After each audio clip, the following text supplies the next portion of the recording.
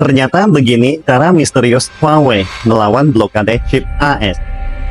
Seperti diketahui, untuk mempertahankan hegemoni AS, pemerintahan Joe Biden telah melakukan berbagai upaya untuk menghambat pertumbuhan industri teknologi China.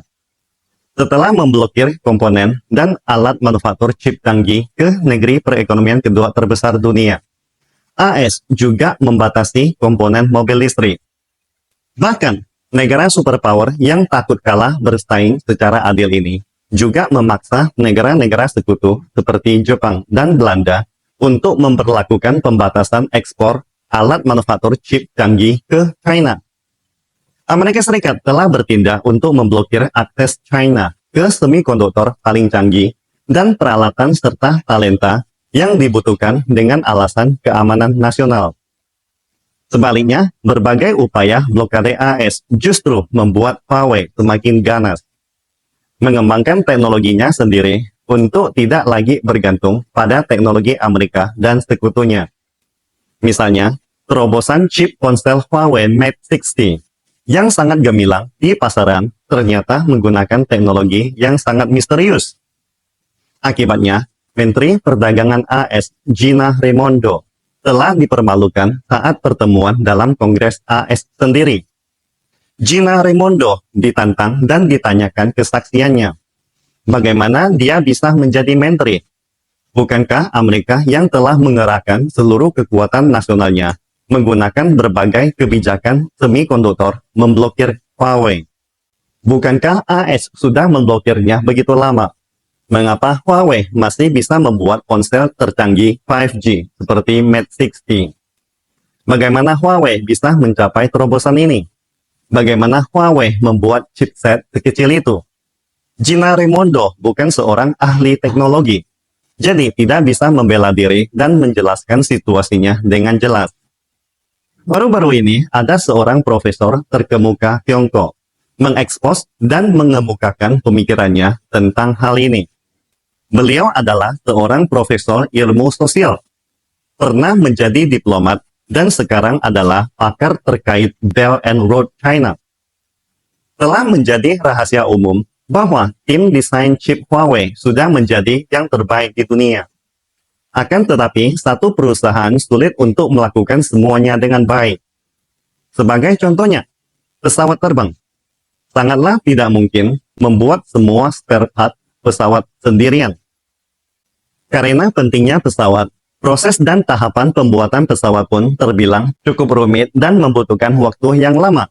Dari tahap awal desain, simulasi, konstruksi, perakitan, sampai tahap akhir pengujian, di mana pesawat akan mulai melewati serangkaian pengujian terbang dan benar-benar dipastikan bahwa semua sistemnya berjalan dengan baik tanpa hambatan. Demikian pula halnya chip semikonduktor. Huawei menghadapi masalah di mana mereka bisa merancang pesawat terbaik, tetapi tidak bisa membuatnya. Mereka harus meminta orang Taiwan untuk membuatnya.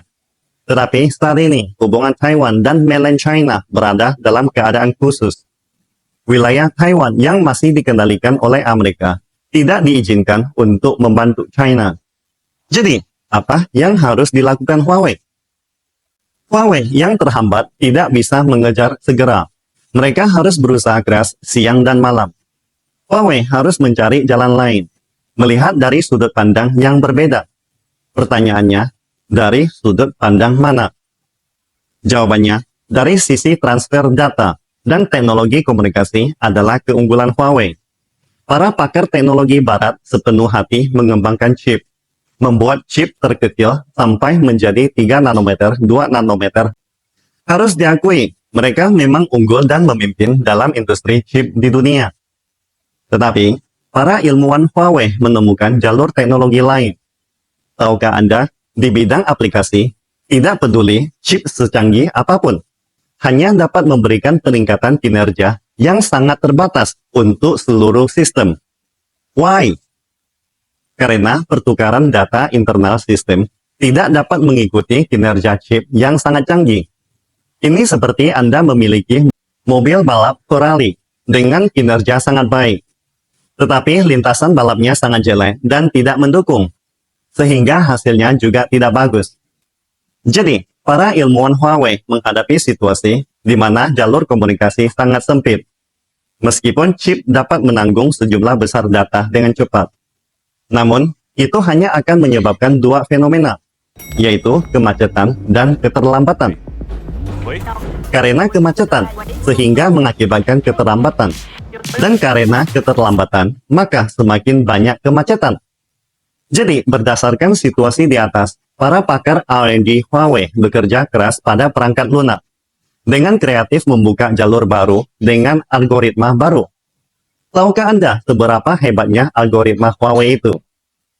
Perkembangan ilmu pengetahuan dan teknologi menjadikan manusia mampu menghasilkan karya-karya yang semakin canggih dan kompleks. Meskipun komputer atau chip dapat melakukan perhitungan dengan sangat cepat dibandingkan manusia pada umumnya. Namun, komputer tidak bisa menyelesaikan masalah begitu saja, tanpa diajarkan oleh manusia melalui urutan langkah-langkah yang disebut algoritma, penyelesaian yang didefinisikan terlebih dahulu. Dengan kata lain, dua hal paling hebat di dunia di masa depan adalah, pertama, algoritma, dan kedua adalah energi.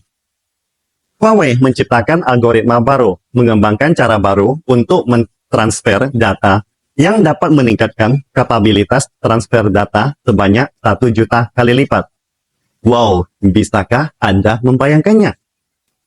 Ketika ponsel Huawei Mate 60 baru diluncurkan akhir tahun lalu, ilmuwan Jerman dan Jepang langsung mengujinya dan menemukan bahwa kecepatan unggahnya jauh lebih cepat dari chip yang dibuat dengan teknologi paling canggih dari barat. Artinya, kecepatan ponsel Huawei bukan lagi tentang konsep 5G, tetapi konsep lebih dari 5G. Pakar Jepang yang kurang percaya dengan kenyataan di depan mata melakukan uji coba ratusan kali. Namun, akhirnya sangat frustrasi. Tidak tahu bagaimana Huawei mencapai terobosan ini. Kemampuan transfer data Huawei meningkat sebesar 1 juta kali lipat. Bagaimana mereka mencapai terobosan ini? Prinsipnya sangat sederhana. Chip 14 nanometer yang matang dapat mencapai atau bahkan melebihi fungsi chip AI terbaru dari NVIDIA. Huawei justru menolak untuk mengajukan paten untuk teknologi terkait. Ketika saya mendengarnya, saya ingin sekali bertepuk tangan dan mengacungkan jempol to thumbs up untuk Huawei, yang memiliki arti pencapaian luar biasa, atau Tiongkok mampu dalam bahasa Mandarin. Mengapa? Karena Huawei tidak mengajukan paten, sehingga orang Amerika, orang Jerman, atau Jepang tidak akan pernah tahu jalur teknisnya. Dengan begitu, segala tindakan mengekang perusahaan China di bidang kecerdasan buatan AI hanya menjadi sebuah lelucon belaka. Huawei memberi kita alasan dan kebanggaan untuk berdiri tegak sebagai bangsa Asia yang ulet, pantang menyerah, inovatif, dan memiliki etos kerja yang sangat tinggi dalam menekuni suatu bidang, baik itu akademik, sosial, ataupun profesional. Pastikan Anda subscribe dan follow akun ini supaya senantiasa mendapatkan info terbaru tentang teknologi terkini AI berkaitan. Salam Indonesia Maju!